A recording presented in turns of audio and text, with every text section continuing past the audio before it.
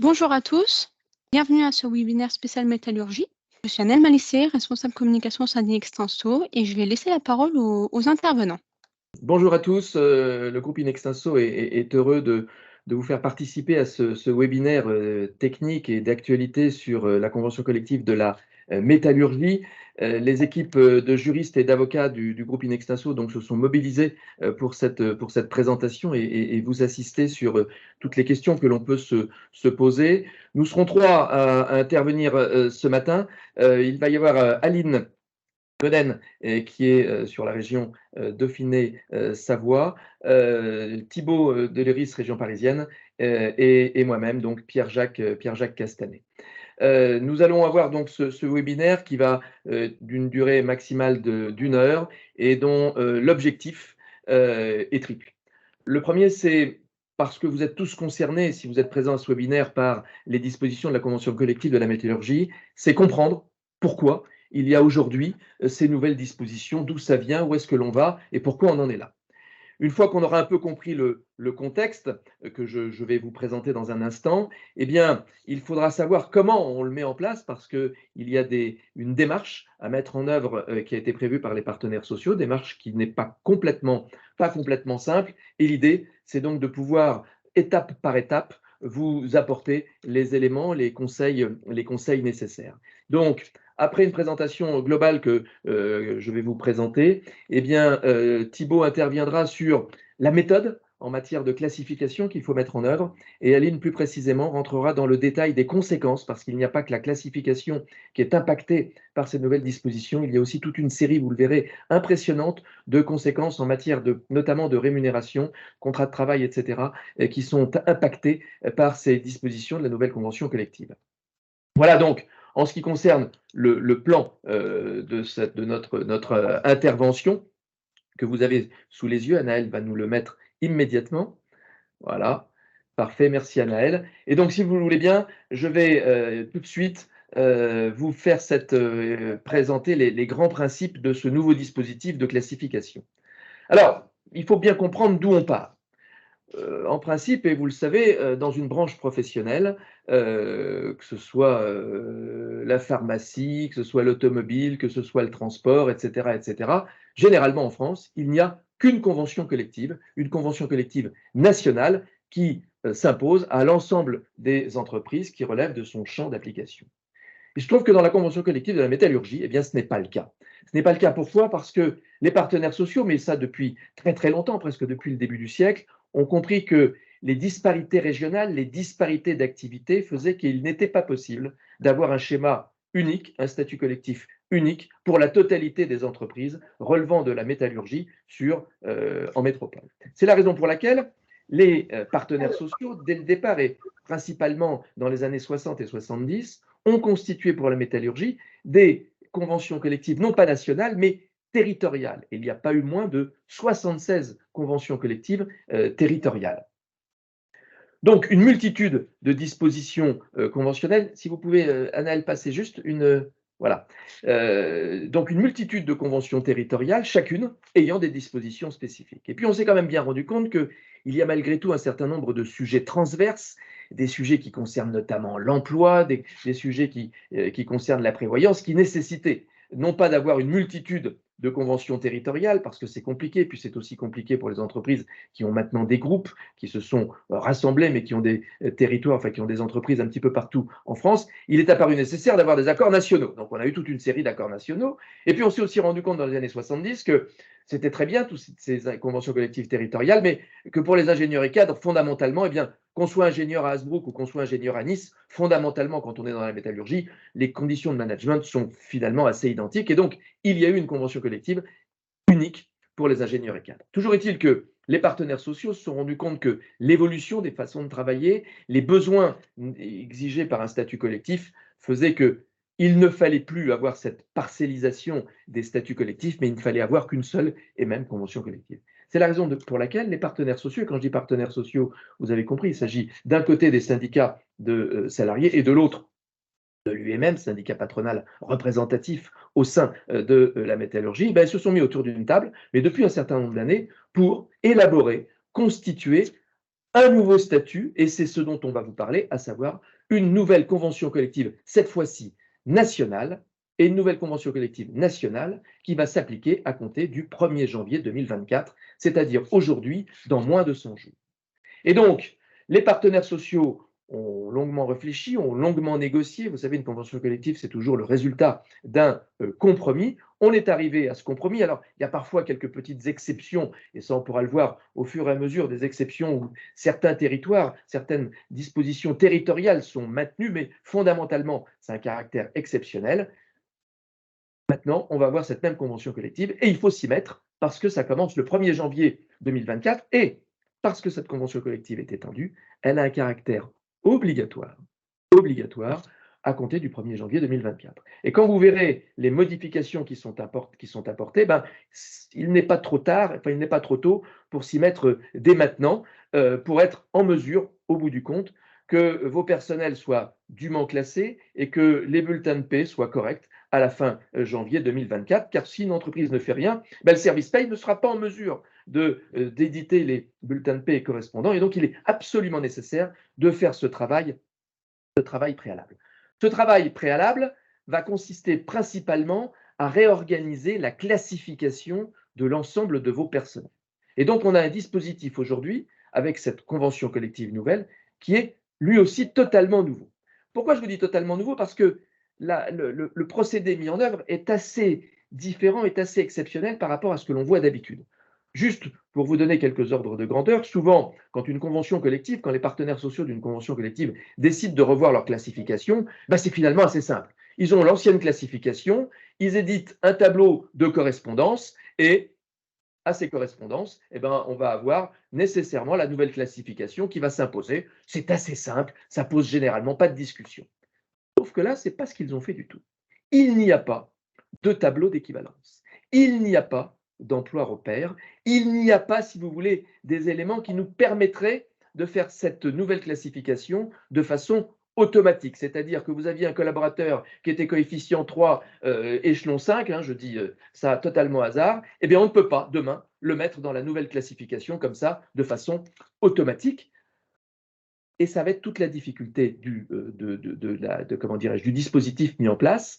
Il va falloir effectivement procéder à une analyse. Et cette analyse va se faire non pas sur les personnes, mais va se faire sur les emplois. En d'autres termes, dans une entreprise qui a 30 salariés, il n'y a pas forcément 30 emplois ou 30 postes différents. Il va falloir donc effectivement répertorier les postes de qualification, de niveau identique, et ensuite, c'est tout ce que va nous expliquer tout à l'heure Thibault, pouvoir l'appliquer à des personnes physiques. Comment nous allons faire? Eh bien, vous allez avoir un certain nombre de critères classants. Si vous voulez bien, Annelle, passer la diapositive.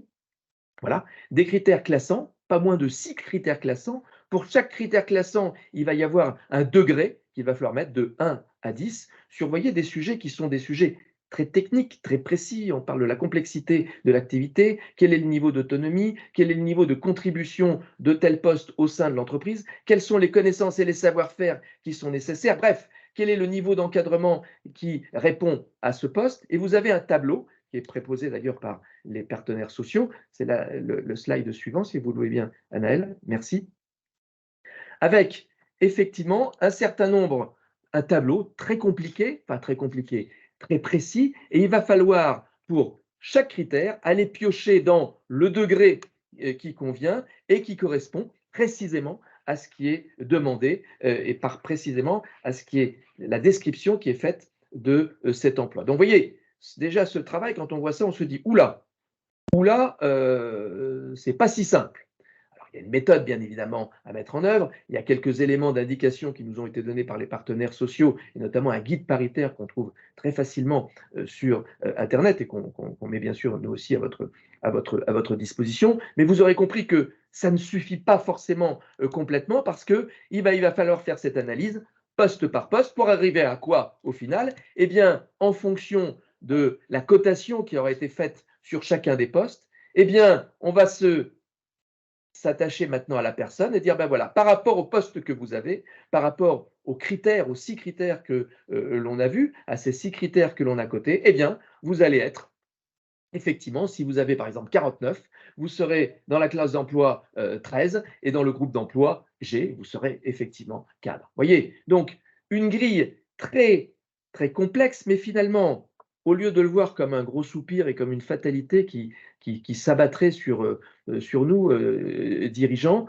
je pense que, et j'en terminerai là-dessus, certes, ça apparaît tout ce travail de classification, de cotation, apparaît un travail peut-être fastidieux, mais fondamentalement, il faut y voir un intérêt dynamique. L'intérêt dynamique, c'est que je pense que ça peut être de nature à, pour les entreprises, d'avoir une photographie précise de la situation des postes, une situation précise des fiches de poste, une situation objective des niveaux notamment de rémunération des uns et des autres, et de pouvoir au final être en mesure de mettre en œuvre une politique de rémunération au sein de l'entreprise qui soit la plus objective possible et qui ne repose pas, vous l'avez compris, sur des appréciations plus ou moins subjectives. Donc, et j'en terminerai là-dessus, c'est vrai que c'est un travail important à faire, c'est vrai qu'il faut passer au scan, si vous me permettez l'expression, chacun des postes au sein de votre entreprise, et ça peut prendre effectivement un certain temps, mais au bout du compte, vous devrez le voir en tant que dirigeant comme un outil au service de votre politique sociale, au service de votre politique de rémunération et finalement au service du management et de l'organisation du travail au sein de l'entreprise. C'est la raison pour laquelle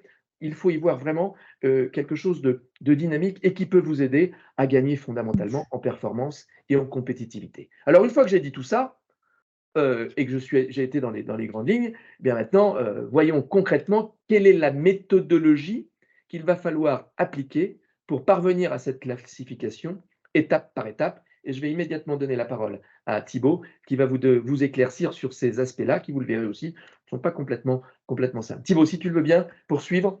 Ça vous gêne là? Le bruit? Vous me dites, hein? Je Excusez-moi, mets un casque, c'est-à-dire que, en fait, excusez-moi, si je peux madame t'emprunter ton Pascola. casque? Ah bah, il y en a deux? Je vais en récupérer un autre. Excusez-moi, est-ce que vous pouvez tous éteindre votre micro, s'il vous plaît? Oui, on vous demande d'éteindre, on aurait dû les Je les éteindre ai. autoritaires, face autoritaire, tout de suite, ne pas les rallumer. Posez les questions, le chat, bien Oui. évidemment, Thibaut et Aline, nous serons à votre disposition pour y répondre. Bien, Thibaut, si tu veux Bien, bien oui.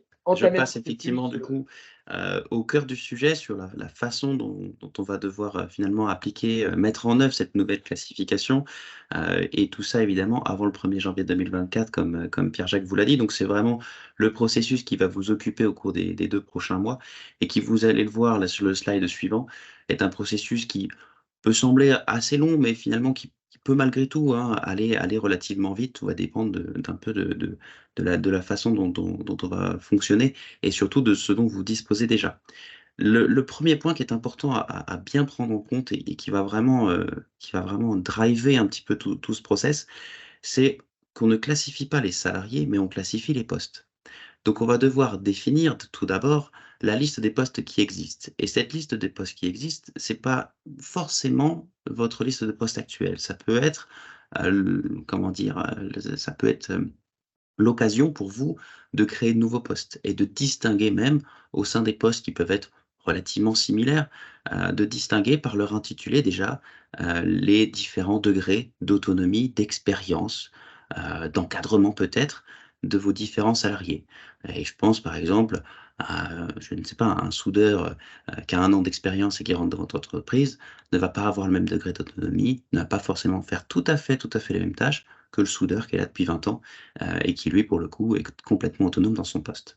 Donc la première étape, c'est vraiment de lister les postes qui existent dans l'entreprise et de leur attribuer du coup un intitulé de poste qui soit cohérent.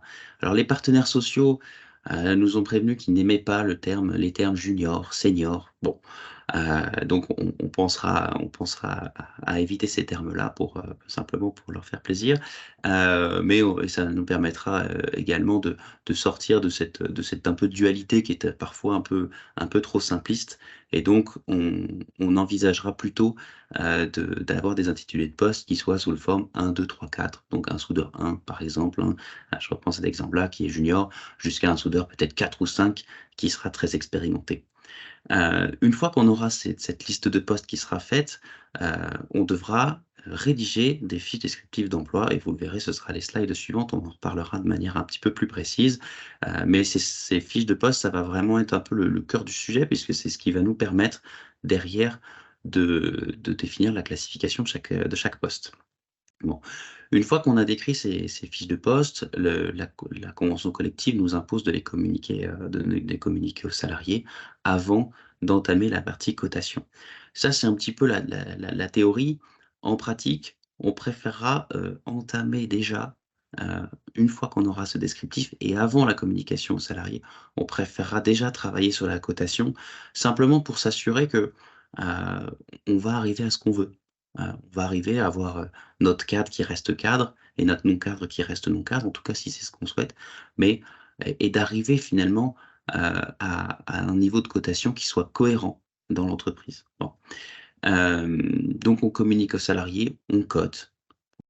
Et ensuite, une fois qu'on a notre cotation, donc au travers des 6 critères avec leurs 10 degrés, simplement, ça va être une simple addition finalement de points et on arrivera à la classe d'emploi de chaque salarié qui va nous permettre de définir notamment leur statut, cadre ou non cadre, mais aussi les niveaux de rémunération minima qui sont associés.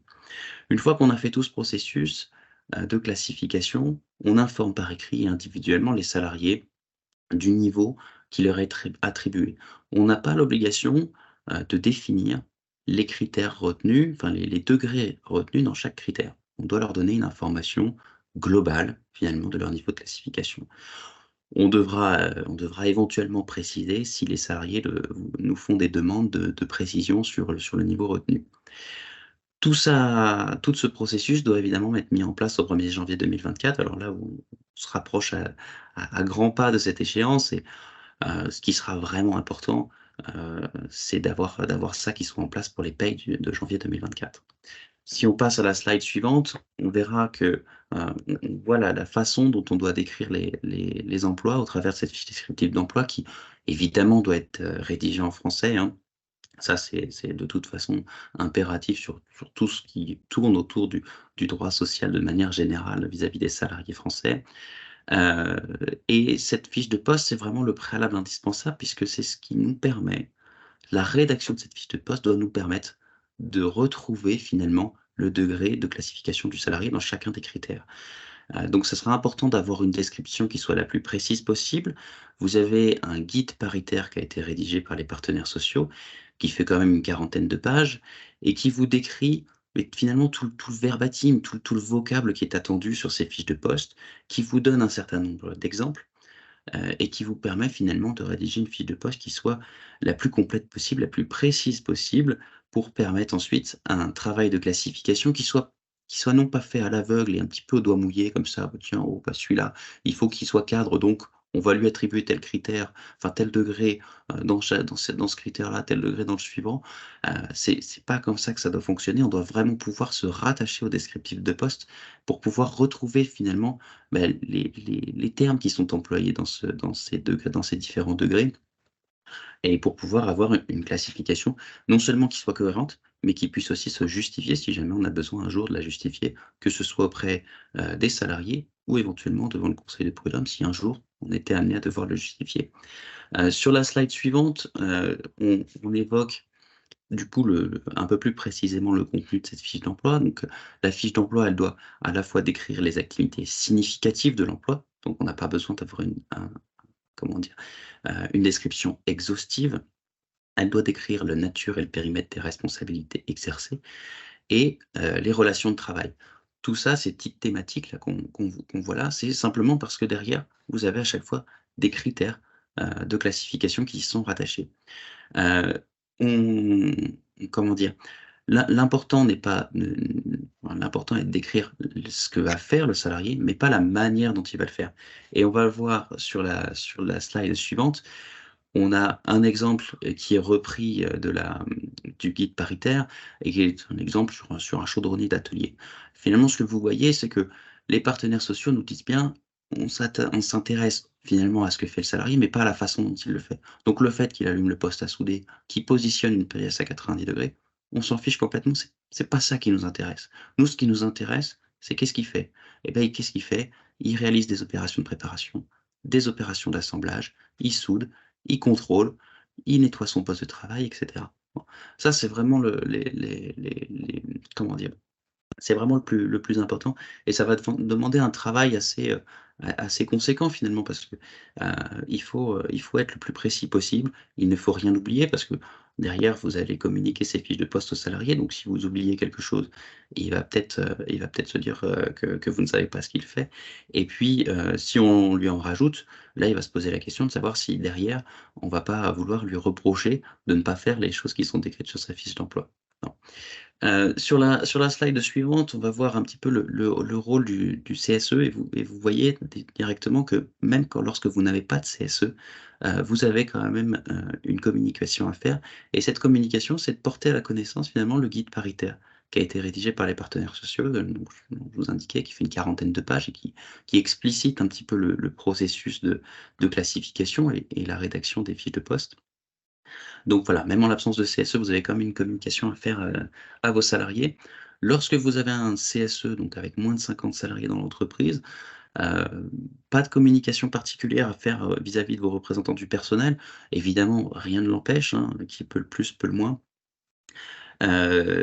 Mais voilà, le CSE pourra être amené à vous présenter des réclamations individuelles ou collectives sur la mise en œuvre de cette classification.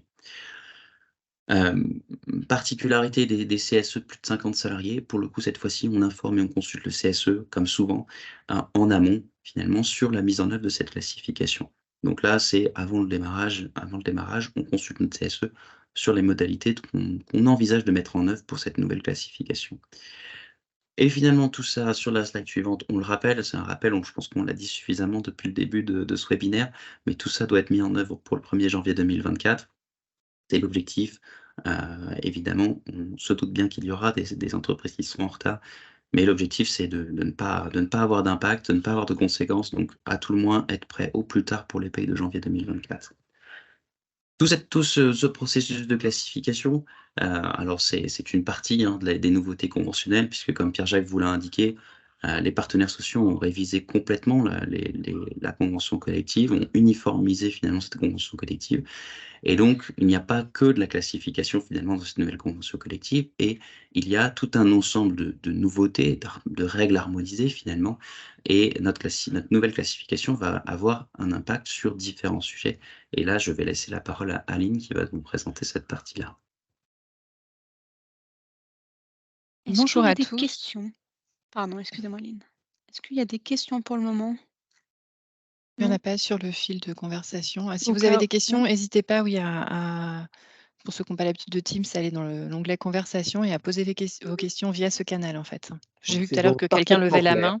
C'est que nous On sommes peut parfaitement pas, clairs. voilà, on ne peut pas ouvrir le micro des 95 participants aujourd'hui, ce n'est pas possible. Donc n'hésitez pas à poser vos questions au fil de l'eau sur le chat. Donc moi, je vais vous présenter les conséquences enfin les impacts de cette nouvelle classification. Donc l'idée, c'est vraiment de faire ressortir les principales dispositions sur lesquelles cette nouvelle classification a un impact. Et vous l'avez reçu dans l'invitation pour aller plus loin sur ces différentes thématiques. Il y a d'autres webinaires qui sont prévus sur ces thématiques de durée du travail, absence, rupture, contrat de travail, rémunération. Donc, je vous invite à y participer pour aller un peu plus loin sur les développements de ces choses-là. Donc, les principaux impacts, Annelle, si tu peux, voilà, les principaux impacts de la nouvelle classification ça intervient sur les salaires, sur le contrat de travail, la rupture, la maladie et la protection sociale complémentaire. Comme l'a expliqué Pierre-Jacques en début de réunion, on a maintenant un seul accord national et on a surtout une seule et même grille de rémunération nationale. Comme jusque-là, on avait 76 conventions collectives territoriales, on avait pas loin de 76 grilles de rémunération. Donc, selon qu'on était en Haute-Savoie, en Isère, en Bretagne, dans le sud de la France, on n'avait pas forcément les mêmes grilles de rémunération et les mêmes minimums de rémunération qui s'appliquaient par rapport à une classification qui était identique. Maintenant, on a cette grille nationale qui s'applique, qui a déjà été revue et qui est issue d'un accord de juillet 2023, donc qui a été réévaluée par rapport au SMIC. Et cette grille de rémunération, donc c'est pour un temps plein, 35 heures. Donc on a des hausses de cette grille qui interviennent si on est en forfait annuel en heures sur l'année ou si on est sur la base d'un forfait jour. Il y a d'autres éléments de majoration de cette grille ou de minoration de cette grille dans des cas bien spécifiques, mais globalement, c'est celle-ci qui va s'appliquer à compter du 1er janvier 2024. Pour anticiper les écueils de l'application de cette nouvelle grille, il est prévu 2 dispositifs dans la convention collective. Le premier, c'est pour éviter que cette grille ait pour effet d'augmenter de manière trop importante la masse salariale de l'entreprise.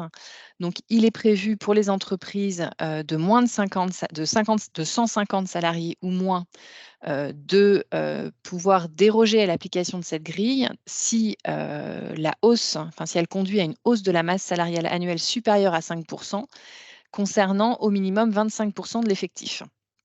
Donc, dans ces cas-là, si vous êtes dans cette situation-là, effectivement, sous certaines conditions, vous pourrez déroger à l'application de cette grille. L'idée, ce n'est pas que l'application de cette grille augmente de manière trop importante votre masse salariale. Protection aussi par rapport aux salariés, c'est-à-dire que l'application de cette grille ne peut pas avoir pour effet de baisser la rémunération qu'il est censé percevoir. Donc, on va avoir une comparaison à effectuer à fin 2024 entre ce qu'il avait perçu en 2023, ce qu'il perçoit en 2024, pour être sûr que l'application de ces nouvelles dispositions n'intervienne pas à son désavantage. Donc, nécessité effectivement de faire cette cotation et cette classification. Et ensuite, vérification justement de l'incidence de cette grille minimale. Mais la cotation est indispensable, sinon en fait on ne connaît pas le salaire minimum qui va s'appliquer aux salariés. Incidence également sur la prime d'ancienneté en termes de rémunération. On a une prime d'ancienneté dont la formule de calcul est modifiée. Donc, en fait, on va appliquer la valeur de points. Donc, ça, c'est une des survies des conventions collectives territoriales qui vont appliquer une valeur de points. Enfin, vous allez avoir des accords de branche au niveau du territoire pour fixer la valeur du point de la prime d'ancienneté. Donc, celle-ci, elle reste au niveau local, qui est multipliée par un pourcentage qui est fonction de la classe emploi, multiplié par le nombre d'années d'ancienneté. Et c'est comme ça qu'on va trouver notre prime d'ancienneté qui va s'appliquer à partir du 1er janvier 2024 en fonction du coup de cette nouvelle classification, en fonction du groupe d'emploi auquel on appartient. Donc, pareil sur ce point-là, on a des dispositions conventionnelles qui viennent nous dire attention, on applique cette nouvelle grille d'ancienneté. Par contre, il n'est pas question que le salarié ait une prime d'ancienneté nouvelle version qui soit moins favorable que celle applicable à partir du 1er janvier 2024. Donc, si avec le nouveau calcul, vous aboutissez à une prime d'ancienneté moins favorable, vous devrez avoir sur le bulletin de salaire une ligne spécifique de complément prime d'ancienneté pour garantir au moins la prime d'ancienneté que le salarié avait auparavant. Prime d'ancienneté, je rappelle, qui s'applique qu'au non-cadre, qui s'est toujours appliqué dans la métallurgie qu'au non-cadre et qui continue à ne s'appliquer qu'au non-cadre, donc du groupe A au groupe E. Il y a une question qui sera sur la classification, Thibaut, mais je te laisserai peut-être y répondre du coup en fin de support. Ça t'embête pas? Ou Sans problème. Autre point sur lequel la classification intervient, c'est la notion d'ancienneté. Alors, la notion d'ancienneté, elle a été revue aussi dans l'accord.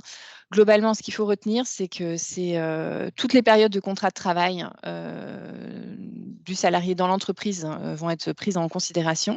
Donc, c'est-à-dire que le salarié qui a été présent, là j'avais fait une petite timeline où il est présent de 2011 à 2013. Ensuite, il quitte l'entreprise, il revient en 2015. Quand il revient en 2015, les 3 années qu'il a fait entre 2011 et 2013 sont prises en considération pour calculer son ancienneté.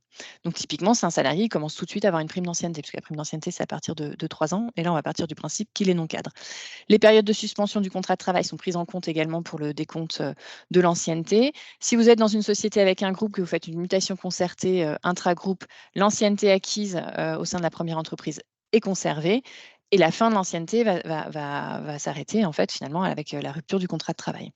Sur ces notions d'ancienneté, on a des dispositions spécifiques pour les emplois de A à E, donc qui concernent les non-cadres, quand ils sont liés par une convention de forfait en jour, où là en fait on va majorer l'ancienneté, notamment pour le décompte par exemple de l'indemnité de rupture. Donc des petites choses spécifiques sur l'ancienneté en fonction de la classification et du décompte du temps de travail auquel le salarié est soumis. Autre point sur lequel on va avoir une incidence de cette nouvelle convention collective, là pas tant au niveau de la classification, mais d'une manière générale sur les congés supplémentaires d'ancienneté. On avait des dispositions nationales, on avait des dispositions territoriales et on avait les dispositions conventionnelles de l'accord ingénieur et cadre qui fixaient des congés d'ancienneté, on va dire pour les cadres, plutôt des congés en fonction de l'âge. Bon, bah là, il y a un mixte des deux qui a été fait pour déterminer en fait les congés d'ancienneté auxquels les salariés ont droit. Donc, si on a une ancienneté d'1 an, il y a 1 jour uniquement pour les cadres dirigeants et les salariés qui ont conclu une convention de forfait. Si on a une ancienneté de 2 ans, on a 1 jour, 2 jours pour le salarié d'au moins 45 ans. Et quand on a 20 ans d'ancienneté, donc vous voyez, c'est 1 an, 2 ans, enfin 2 ans, et après, il faut attendre 18 ans pour avoir son droit à son 3e jour. Donc 3 jours pour le salarié âgé de plus de 55 ans. Donc les congés d'ancienneté qui seront à indiquer, ce seront ceux-là. Juste pour information aussi, ça on l'évoquera plus précisément dans le webinaire allongé sur les absences et la maladie. Il y a un système de garantie en fait pour ces congés d'ancienneté en fonction de ce que le salarié a eu droit jusque-là et en fonction de l'application de la nouvelle convention collective de manière à ce qu'il ne soit pas lésé. Autre point, juste avant, oui. excusez-moi, il y a une question. Comment faire quand les congés d'ancienneté de la nouvelle convention sont moins que ceux de 2023? Comment faire quand les congés d'ancienneté de la convention, c'est justement, il y a dans la convention collective, il est prévu un système de maintien en fait des congés d'ancienneté pour les salariés qui avaient déjà le droit à ces congés d'ancienneté. Donc en fait, ils vont garder leur nombre de congés d'ancienneté et puis tant qu'ils ne seront pas rattrapés par la nouvelle convention. Voilà. C'est comme ça que ça va se passer. C'est vraiment prévu spécifiquement dans la convention. Si vous prenez l'accord de février 2022, vous avez vraiment l'indication de la manière dont ça fonctionne. Et une autre question sur la prime d'ancienneté. Je viens de la voir, oui. Et bonjour, est-ce que la prise d'ancienneté est prise en compte dans le calcul du salaire brut annuel minima? Non, absolument pas. Faut savoir que tous les éléments de rémunération complémentaires pour déterminer si votre salarié il a au moins le minimum conventionnel, on nous dit bien que la prime d'ancienneté ne rentre pas dans l'assiette de comparaison. C'est marqué stricto sensu. Après, il peut toujours y avoir des discussions, mais ça va vraiment dépendre de votre politique salariale. C'est quand vous n'appliquez pas la prime d'ancienneté conventionnelle, mais que vous appliquez la prime d'ancienneté, par exemple, sur la valeur du brut. Il y a certaines entreprises qui font ça. Ils prennent le salaire brut du salarié avec les heures supplémentaires, avec tout un tas de choses dedans, et ils appliquent le pourcentage. Et du coup, on a une prime d'ancienneté qui est beaucoup plus importante que la prime d'ancienneté conventionnelle. Dans ces cas-là, il y a des points de discussion qu'on peut avoir. Mais le principe, c'est que la prime d'ancienneté, et ce n'est pas marqué la prime d'ancienneté applicable en application de l'article de la convention collective, c'est marqué que la prime d'ancienneté ne rentre pas dans l'assiette de comparaison. Donc, partez du principe que vous ne l'intégrez pas dans l'assiette de comparaison. Je continue s'il n'y a pas d'autres questions par rapport à tout ce qui est rémunération. Non, donc du coup, la convention collective a prévu effectivement des dispositifs qui permettent d'atténuer l'impact de ces changements. Donc, c'est ce que je vous disais, la mise en place d'une garantie individuelle de rémunération qui assure aux salariés un maintien global de leur rémunération de l'année 2023. La mise en place donc, du complément mensuel sur si la nouvelle prime d'ancienneté est inférieure au montant perçu précédemment. Et le bénéfice du maintien des jours de congés supplémentaires pour ancienneté acquis. Voilà. L'idée, c'est on uniformise tout ça, mais les salariés ne doivent pas être lésés et perdre dans l'application de cette nouvelle convention collective. C'est vraiment ça ce qu'il faut garder à l'esprit.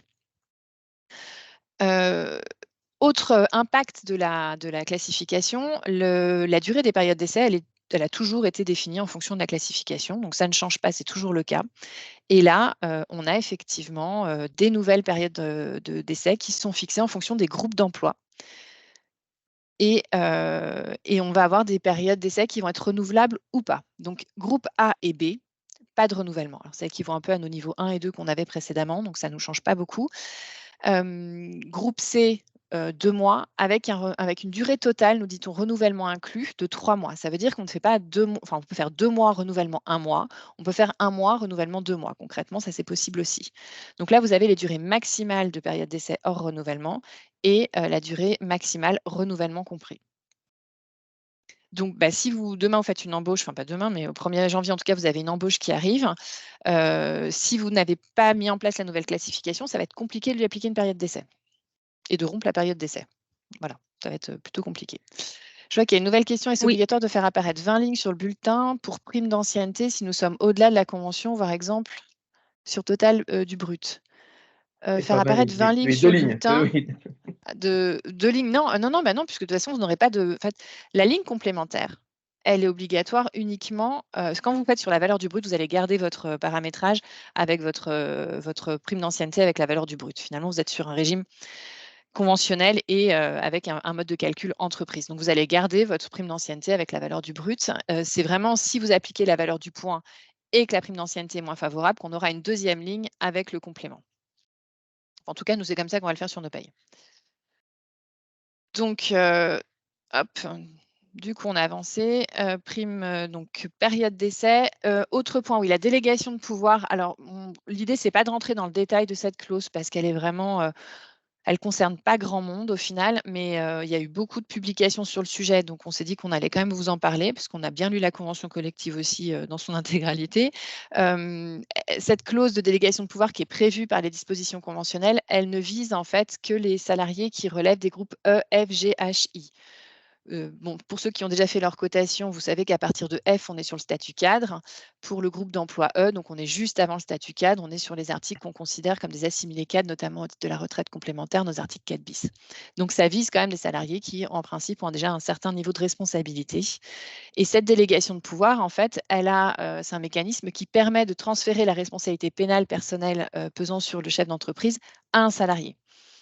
Donc effectivement, pour réussir à mettre en place cette délégation, il faut remplir un certain nombre de conditions. On a beaucoup de jurisprudence sur le sujet et là, la convention collective vient préciser un petit peu tout ça, notamment que le salarié ait bien l'autorité, pouvoir de décision, commandement pour mettre en place les choses qui doivent être mises en place, les moyens nécessaires pour accomplir sa mission et les compétences. Et il y a un certain nombre d'éléments qui sont prévus dans la convention collective.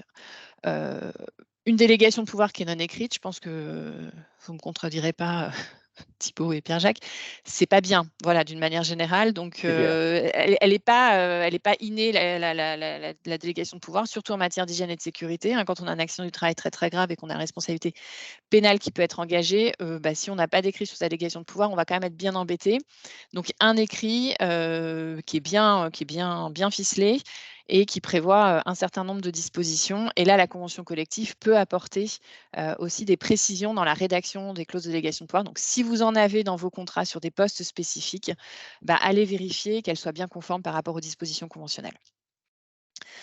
Dernier point sur les clauses du contrat de travail qui peuvent être amenées à être modifiées, c'est la clause de non-concurrence aussi sur laquelle la convention collective fait un zoom.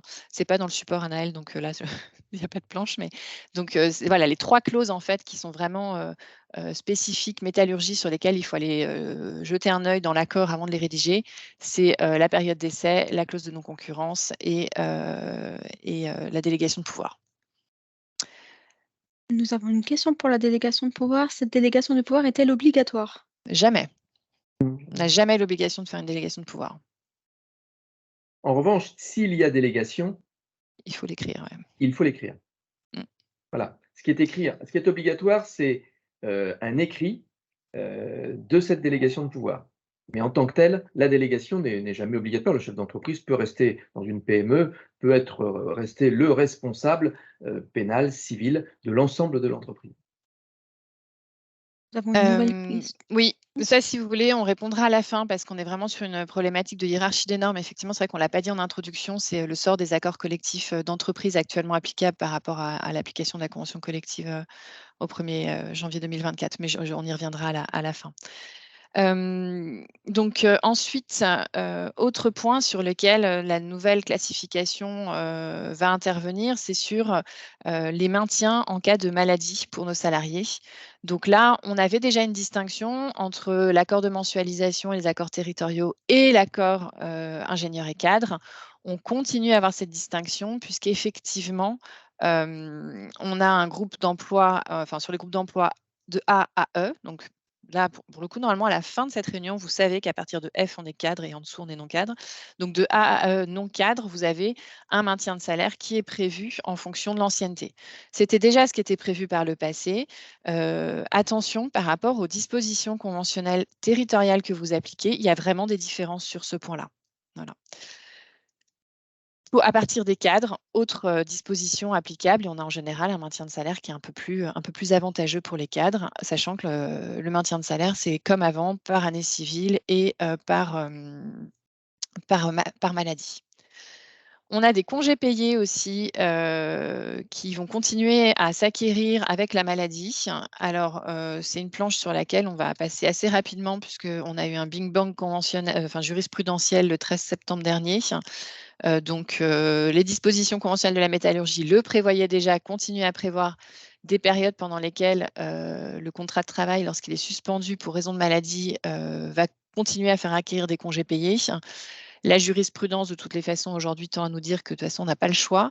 Donc, c'est déjà prévu dans la convention collective, mais on a effectivement des jurisprudences qui interviennent sur le sujet et qui changent un peu la donne. On ne va pas rentrer dans le détail aujourd'hui, mais bon, voilà. D'ailleurs, j'ai mis 12 septembre, c'est 13 septembre. Autre point encore, on va aller là maintenant plus sur, Anaëlle, si tu peux, voilà, sur la rupture du contrat de travail. Comme avant, on a une distinction, pareil, entre cadre et non cadre sur le calcul et les modalités de calcul de l'indemnité de licenciement. Pour les non-cadres, on avait une grille d'application d'une indemnité de licenciement qui était forfaitaire en fonction de tranches d'ancienneté. Désormais, en fait, on a un copier-coller de l'indemnité légale, hein, un quart de mois par année d'ancienneté jusqu'à 10 ans et un tiers de mois par année d'ancienneté pour les années au-delà de 10 ans, à partir de 10 ans. Pour les groupes F, G, H, I, donc là, on est sur nos cadres. Lorsqu'on a une ancienneté qui est inférieure à 8 ans, un quart de mois par année d'ancienneté. Et quand on a une ancienneté égale ou supérieure à 8 ans, un cinquième de mois par année d'ancienneté jusqu'à 7 ans et 3/5 de mois par année d'ancienneté à partir de 7 ans. En fait, en deçà des 8 ans, base légale. Au-delà des 8 ans, on garde finalement la base de calcul qu'on a aujourd'hui chez les ingénieurs et cadres, avec des minorations et des majorations en fonction de l'âge qui restent applicables également. Dans les dispositions communes, c'est-à-dire l'assiette de calcul de cette indemnité de licenciement, elle est différente par rapport à ce qu'on a connu jusque-là. Jusque-là, on visait les 12 derniers mois systématiquement comme assiette de calcul d'indemnité de licenciement. Là, on va faire la comparaison, comme le prévoit la loi, entre les 3 et les 12 derniers mois.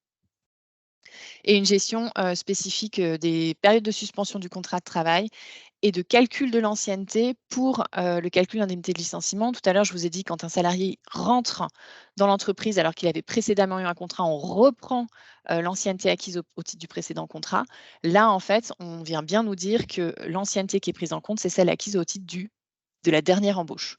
Donc, vous avez quelqu'un qui a fait 10 ans, il revient 3 ans et au bout de 3 ans, vous faites un licenciement. C'est 3 ans d'ancienneté que vous prendrez en compte et pas 13 ans. Ça, c'est bien précisé dans les dispositions conventionnelles.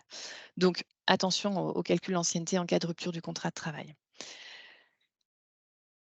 Dans le cadre de la rupture aussi, au-delà de l'indemnité de licenciement, on a des préavis qui sont applicables. Ces préavis, ils sont fonction toujours pareil des groupes d'emploi. Alors, ils diffèrent selon qu'on est sur une démission, un licenciement ou un départ à la retraite et l'ancienneté du salarié. Et on a des préavis spécifiques en cas de licenciement avec des majorations en fait en fonction de l'âge qu'on retrouve chez les ingénieurs et cadres. Là, on a grosso modo quelque chose qui ressemble à ce qu'on connaît aujourd'hui et qui continue à s'appliquer. Alors, est-ce qu'il y a des questions? Mon N+1 n'est plus celui identifié par la délégation. Est-elle toujours valable? Alors là, c'est... Je te laisse répondre peut-être, Pierre-Jacques, si tu veux. Non, la délégation, c'est une délégation qui est nominative, qui est donnée à une personne en particulier. Il n'existe pas de délégation abstraite. Donc, si votre N+1 a changé et que vous l'avez remplacé par un autre N+1, mais qui, par hypothèse, est une autre personne, c'est avec cette autre personne que vous devrez convenir de la délégation de pouvoir. Donc, ma réponse, si je comprends bien la question, elle est non. C'est non. Elle n'est pas valable. Ou Alors, il faut en sinon, il faire une. faut envisager une délégation de pouvoir qui fait référence à l'intitulé du poste du supérieur hiérarchique, peut-être, plutôt que Oui, d'évoquer la personne en particulier. Mais normalement, on n'a pas de délégation de pouvoir, au moins que vous automatique, soyez hein. dans un très grand groupe par ricochet. C'est-à-dire qu'en général, vous avez le dirigeant, la délégation de pouvoir. Vous avez peut-être un échelon intermédiaire entre les deux, mais la délégation de pouvoir, normalement, c'est le chef d'entreprise, quoi. C'est vraiment. Doit-on Autre notifier question. le salarié pour ses nouveaux préavis? Pas du tout. La convention collective, elle s'applique à vous. Vous n'avez pas eu le choix. Nous non plus, les salariés non plus. À partir de demain, il a sa nouvelle, enfin à partir de demain, du 1er janvier 2024, il a sa nouvelle classification et on lui appliquera les préavis qui sont fixés en fonction de cette nouvelle classification.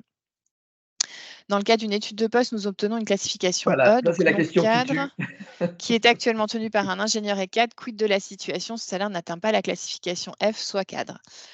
Alors, Thibaut, je ne sais pas si tu voudrais intervenir, mais là, on peut. Enfin, bon, dans la convention collective, il y a déjà, ils avaient anticipé hein, cet écueil.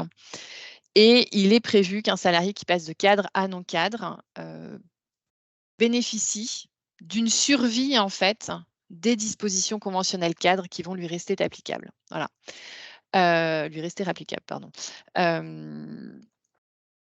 C'est prévu par le dispositif conventionnel. Je ne sais pas si tu as l'article en tête, Thibaut, ou pas, pour ça. Je n'ai pas l'article en tête, mais effectivement, c'est les C'est l'article dispositions qui sont 68. prévues. C'est l'article 68, en fait, qui permet le maintien du bénéfice des dispositions conventionnelles applicables au cadre. C'est dans le chapitre 5 sur les dispositions transitoires où on a cette problématique qui se pose. Mais c'est bien, c'est une parfaite transition par rapport à ma dernière planche. C'est que Je voudrais au-delà juste des... rajouter, Ouais, vas-y. Aline, si tu me Ouais, permets. vas-y, bien sûr. Attention quand même, là je vois dans la question qu'on fait référence au niveau de salaire qui n'est pas atteint Ouais. pour une classification au niveau F. Pour rappel, il faut faire très attention à ces situations où en réalité notre classification amènerait à un niveau supérieur et que finalement on redescendrait le niveau de classification pour une question de salaire. Rappelez-vous, alors, on ne l'a pas évoqué en détail, mais il y a quand même.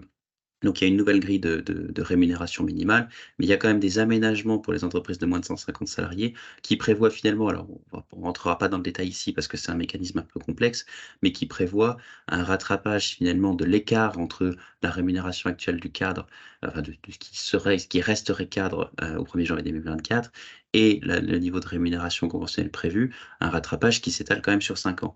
Donc, on a quand même peut-être moyen d'arriver à une classification cadre, tout en ayant peut-être peu, voire pas d'impact immédiat sur le niveau de rémunération. Donc, mais gardez en tête quand même qu'il faut faire attention à cette situation parce que là, vous nous dites aujourd'hui, il resterait non cadre. Si demain il conteste, il aura toutes les chances d'obtenir peut-être une classification cadre et donc un rattrapage de salaire correspondant. Et pareil, il faut que vous voyez si au niveau de l'application, selon le département dans lequel vous êtes, hein, ça dépend. Moi, typiquement, je suis basée sur la Haute-Savoie. On a des grilles de rémunération avec la Suisse qui est à côté qui sont plutôt assez élevées par rapport aux différents territoires. Sur le territoire dans lequel vous êtes, si vous êtes concerné aux entreprises de 150 salariés ou moins, peut-être que que vous avez votre masse salariale qui augmente de 5% et ça concerne 25% des salariés. Peut-être que vous pouvez avoir une grille de rémunération aussi transitoire qui puisse vous être applicable. Donc ça, c'est aussi à vérifier dans ces cas-là.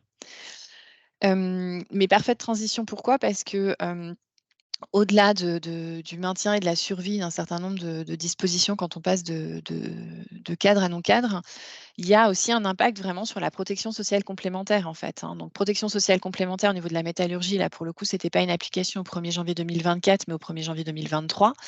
Les frais de santé, on a des dispositions communes de branches. Maintenant, dans vos entreprises, vous avez parfois des régimes qui sont différents pour les cadres et les non-cadres, que ce soit en termes de garantie ou en termes de prise en charge de la répartition du taux de participation employeur-salarié. Prévoyance, on a des dispositions conventionnelles du coup qui sont déjà au niveau de la branche qui sont différentes. Pareil, vous pouvez en avoir des différentes dans l'entreprise.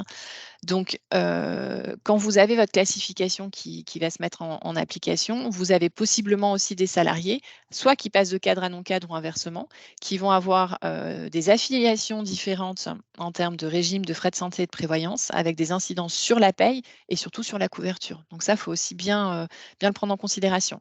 Alors, attention, il ne faut pas déformer le propos propos, hein, vous allez bien coter des postes et on va dire, on va voir les litiges qui se posent et les conséquences que tout ça se pose après. Il ne faut pas vous dire: «Oh là là, ça va être une vraie galère, mutuelle, prévoyance, et cetera. Du coup, lui, de toute façon, c'est clair, il est F et puis basta». C'est vraiment on fait l'effort de classifier les postes, enfin de faire cette classification des postes et ensuite, effectivement, quand on a des litiges qui vont se présenter, il faudra les prendre en considération. C'est à ce sujet-là que le rôle, pour les entreprises qui ont un CSE est important. Ouais.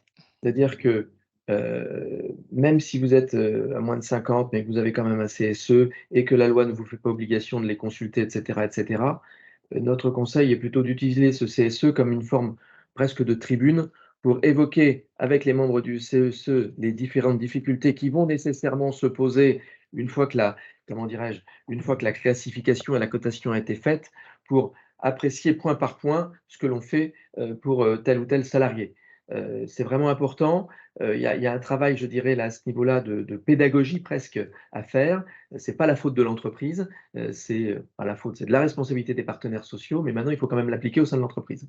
Donc là aussi, il faut éviter le plus possible, je parle pour les entreprises déjà qui ont un certain nombre de personnel, d'être dans un face-à-face et qui est un face-à-face qui risque d'être, effectivement un peu tendu. Donc vous voyez, quand on fait tout ça, ça veut dire et tu as terminé, Aline? Oui, Oui, j'ai parfait, ouais, terminé. parce que voilà. Ouais. Il est important, si vous le voulez bien, pour conclure, vous voyez toutes les conséquences qu'il peut y avoir en aval. Donc il est important, en amont, de travailler bien tous ces éléments pour être en mesure de bien mesurer les conséquences que vous allez pouvoir avoir, les points éventuellement de blocage qu'il va pouvoir y avoir. Alors on pense toujours un peu au pire, bien évidemment, mais fondamentalement, c'est pour ça qu'il faut s'y prendre un peu en avance pour bien mesurer quels vont être les degrés de difficulté auxquels vous allez éventuellement être confrontés. On est obligé de passer par là et donc faites, comme je l'indiquais tout à l'heure, de cette obligation un outil pour mieux peut-être ou mieux organiser, si ce n'est le travail, du moins la grille des salaires de vos personnels. Voilà. Vous l'avez compris, on est sur une situation qui est complexe. Maintenant, le temps est compté, puisque c'est dans moins de 100 jours. Et bien, à partir de là, écoutez, il faut avancer. Dans ce cadre-là, et c'est peut-être les derniers slides, si tu veux bien les passer, de notre accompagnement, vous aurez compris que ce webinaire est effectivement destiné à vous apporter vous éclairer le mieux possible, mais il y a souvent des questions individuelles qui se posent et comment dirais-je, les experts d'Inextinso sont à votre disposition dans chacun des territoires pour vous apporter cette aide, pour vous accompagner, parce que le chemin n'est pas complètement facile, mais c'est un chemin qui, au bout du compte, encore une fois, peut vous aider à mieux organiser le travail et la gestion de votre personnel au sein de votre entreprise. Voilà ce que l'on souhaitait vous dire. Il y a peut-être quelques questions encore. Oui, on va prendre les Oui, 5 dernières oui, minutes oui. pour 5 les dernières questions. minutes pour les Je vais me questions. permettre de les poser à Naël. En fait, c'est sur Bien sûr. l'articulation droit local, convention collective. On ne change pas une équipe qui gagne. On continue à appliquer notre droit local par rapport à notre convention collective métallurgie en Alsace-Lorraine. Donc, si vous avez des préavis spécifiques, ils vont continuer à s'appliquer. Je n'ai pas vu de disposition qui prévoit le contraire. L'articulation, Pierre-Jacques, peut-être entre les accords d'entreprise qui ont été conclus dans les entreprises et l'entrée en vigueur de cette nouvelle convention collective. Est-ce que les accords d'entreprise sont remis en cause? Est-ce que les usages d'entreprise sont remis en cause par l'application de cette nouvelle convention collective? Je pense que c'est un peu le sens de la question. Ah oui, et donc là, en fait, il y a des sujets sur lesquels on ne peut pas être moins favorable que la convention collective, et pour le reste, on peut. Donc Mm. en fait, vous allez avoir un travail de comparaison à faire entre ce que dit votre accord d'entreprise et ce que dit la convention collective. Et donc là, ce travail de comparaison point par point est absolument indispensable à faire. Alors finalement, au bout du compte, vous allez vous apercevoir que vous avez un accord d'entreprise qui a peut-être déjà anticipé un certain nombre d'avancées sociales de la convention collective, donc il n'y aura peut-être pas forcément à changer, mais vous ne pouvez pas vous passer de cette comparaison et ensuite de voir comment on fait avec cette comparaison et comment on la traite, quitte, le cas échéant, à remettre en cause et à renégocier votre accord d'entreprise. Si les dispositions de votre accord d'entreprise sont moins favorables que la convention collective, c'est possible de les conserver dans la mesure où les dispositions conventionnelles ne sont pas impératives. Ouais, Mais ça va tout à fait. dépendre des sujets. Typiquement, quand vous aviez fait vos propres grilles de classification en interne dans certains grands groupes, ça, c'est totalement remis en cause. Bon, en général, vous avez déjà anticipé le sujet largement en amont. Un salarié qui rétrograde, hein, ça c'est bon. Est-ce que la prime d'ancienneté est obligatoire dans cette nouvelle convention? Alors oui, alors elle a toujours été obligatoire. Elle l'a toujours été. Si vous l'aviez intégrée au salaire de base et que vous n'aviez pas de ligne spécifique dans la paye, c'était déjà un problème. Et ce sera toujours au 1er janvier 2024. Il faut vraiment qu'on ait une ligne spécifique avec la prime d'ancienneté à partir de 3 ans pour les salariés non cadres. Il n'y a pas le choix. C'est une obligation. Sinon, vous avez un rattrapage de salaire de la prime d'ancienneté qui peut s'imposer, sauf à réussir à démontrer qu'elle était vraiment prévue dans la rémunération de base. Mais ça, faut Oui, mais même, s'accrocher un petit peu, hein. comme c'est quelque chose qui évolue, Ouais. non, il faut passer à 2 lignes. Convention collective unique étendue obligatoirement à tous au 1er janvier 2024, mais est-ce que l'ISER n'a pas gardé un accord autonome? Si, alors, enfin, oui, en fait, vous avez certaines conventions collectives territoriales et l'ISER en fait partie. Notamment, il me semble, c'est sur les dispositions par rapport à la mutuelle et la prévoyance. On n'est pas très loin de l'ISER et moi, j'ai quelques entreprises qui ont des établissements en ISER, donc oui. Effectivement, la plupart des conventions collectives territoriales ont dit on arrête de s'appliquer. Et c'est bien parce qu'on avait un litige sur est-ce qu'elle pouvait faire comme ça ou pas, et ça a été validé, donc ça c'est plutôt pas mal. Donc la plupart ont dit on cesse de s'appliquer et on laisse l'accord national s'appliquer. Et pour certaines, elles ont dit on cesse de s'appliquer à partir du 1er janvier 2024. Par contre, sur telle et telle thématique, au-delà de la valeur du point, on va continuer à avoir un régime qui va être différent. Donc là, il faut aller consulter effectivement les accords de branches territoriaux qui ont été conclus sur 2022. Hein, ça s'est fait sur 2022, début 2023, à la suite de la nouvelle convention collective. Mais effectivement, en ISER, vous avez raison, on a des accords qui sont un petit peu plus détaillés, notamment sur la protection sociale complémentaire. Doit-on rédiger un avenant pour modification éventuelle de libellé de poste et nouvelles classifications ou un simple courrier? La position métallurgie aujourd'hui, parce qu'il y avait la question aussi de savoir s'il fallait faire un avenant, c'est de dire que ce n'est pas une modification du contrat de travail. Eh oui. Voilà, donc on informe le salarié 1 mois avant l'entrée en vigueur de sa nouvelle. Donc en fait, normalement, au 1er décembre, vous informez vos salariés de leur nouvelle classification. Et s'il y a un litige, parce que le salarié n'est pas d'accord, là, à ce moment-là, il y aura peut-être un jeu de navette, mais le principe le principe de la convention collective, c'est que ce n'est pas une modification du contrat de travail. Ce On point, est plus en... pardon, Ouais. ce point est vraiment très important. Ouais. Parce que, comme signer un avenant, bah oui, si la personne signe, ce n'est pas un sujet. En revanche, si le salarié ne signe pas, Ouais. on se retrouve dans une situation de blocage. Mm. Ce n'est pas une faute. On peut pas l'obliger, on peut obliger personne à signer un avenant quel qu'il soit. Et donc vous vous mettez vous-même en corner. Donc il faut vraiment bannir, pour des raisons de stratégie, l'avenant à faire signer, parce que vous allez être dans cette situation de blocage, alors que ça s'impose, comme l'a dit Aline et comme l'ont dit les partenaires sociaux, ça s'impose. Alors après, il peut y avoir une discussion, bref, mais ne vous bloquez pas tout de suite avec quelqu'un qui dit ah ben moi je signe pas, moi je veux pas de ça, j'en signe pas. Et là vous savez plus quoi faire. Et personne ne sait quoi faire. Et les partenaires sociaux, pourquoi ils ont pris cette position? Parce qu'eux-mêmes ne savent pas résoudre le problème. Si on considère que c'est un avenant, ça veut dire que ça n'a pas un caractère obligatoire et que le salarié a le droit de refuser. Et là, vous êtes chocolat.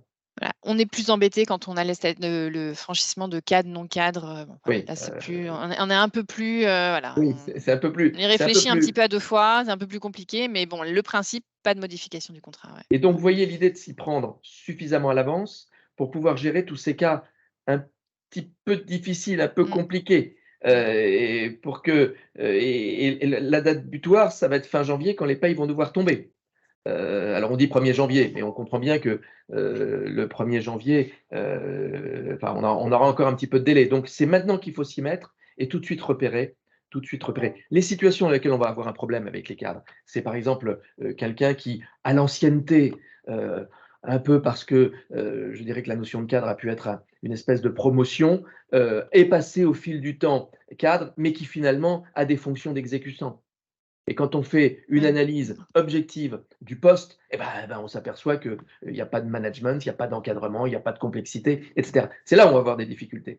Et c'est pour ça que, comme je l'indiquais tout à l'heure, cette grille, cette nouvelle application de la convention collective va vous permettre de toiletter en quelque sorte vos postes, d'apporter de l'objectivité, de l'apporter une vraie réalité par rapport au contenu du poste. Alors, on va avoir des périodes de transition un peu difficiles avec le collaborateur ancien qui, effectivement, est passé cadre, si vous me permettez, à l'ancienneté, mais pas au regard de la complexité du poste. À l'ancienneté ou des fois pour le mettre en forfait jour ou pour avoir un Et, préavis plus long, pour tout et un, oui, ou alors, oui, quand vous alors là, l'embauchez pour avoir une période on en d'essai plus rajoute là, longue. oui, Enfin, oui, tout à fait. voilà, on les a, enfin, ces cas-là, en général, on les a déjà évoqués avec un certain nombre Tout à de nos fait. clients. Et effectivement, bon, bah voilà, c'est un peu la problématique. La date butoir Parfait. d'information de la cotation par courrier n'était pas à faire avant le 31/10/2023. Thibaut. Alors là, oui, je vais répondre. Alors, on pourrait le penser effectivement parce que, comme on l'a dit, le salarié peut, effectivement poser des questions et finalement un peu s'étonner du niveau de classification retenu. Il a 1 mois pour le faire et l'employeur a lui-même 1 mois pour y répondre. Donc dans l'absolu, si on a fait ça au 31 octobre, on est tranquille. On a le mois pour, le salarié, le mois de novembre pour que le salarié pose une question, le mois de décembre pour y répondre et puis au 1er janvier, on est tranquille.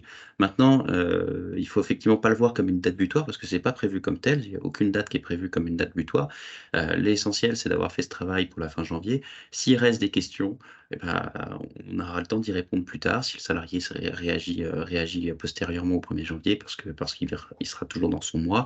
On aura toujours le temps d'y répondre plus tard et voilà, donc il y a vraiment pas de date butoir. Je reprends peut-être une dernière question qui était un peu plus haut et qu'on avait un petit peu oublié sur le fait de savoir si, en cas de rétrogradation du cadre, il conservait le bénéfice des régimes de prévoyance et de frais de santé. Alors là, la convention collective, elle y répond et il n'est pas prévu que le salarié conserve le bénéfice de ces dispositifs, hein. Les dispositifs sont strictement listés. Les dispositifs qui sont maintenus pour l'ancien cadre sont strictement listés et la prévoyance et frais de santé n'en font pas partie. Voilà. C'est Donc pas il faudra qu'il possible. bascule sur le régime des non-cadres. Juridiquement, ce serait même pas possible par rapport aux problématiques qu'on aurait URSSAF après, hein, Tout à sur fait. le bénéfice des Bien sûr. exonérations sociales qu'on a sur la part patronale de sûr. participation, hein. Vous aurez compris que, et on va mettre un terme là, il est 12h04 à ce webinaire, que ça amène un certain nombre de questions très techniques. C'est la raison pour laquelle on a voulu décliner ça en plusieurs webinaires spécialisés, rémunération, contrat de travail, rupture du contrat de travail. Et voilà, et on voit bien l'intérêt qu'il va y avoir à chaque fois de rentrer dans des questions beaucoup plus précises. Donc voilà, chantier qui est important, chantier dans lequel, encore une fois, il faut s'y astreindre.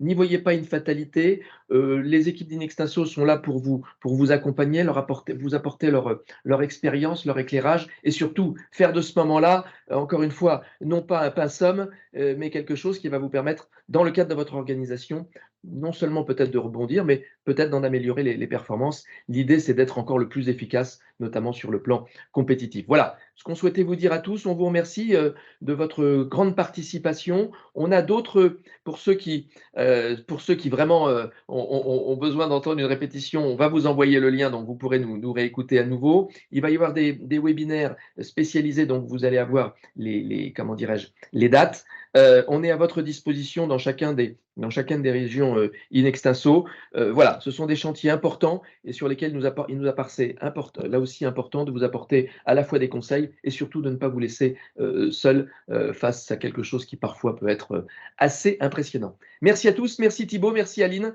et merci à tous les beaucoup. participants. Merci Anaëlle pour la dimension technique et à très bientôt tous. Au revoir. Au revoir. Au revoir, bonne journée. Merci, au revoir.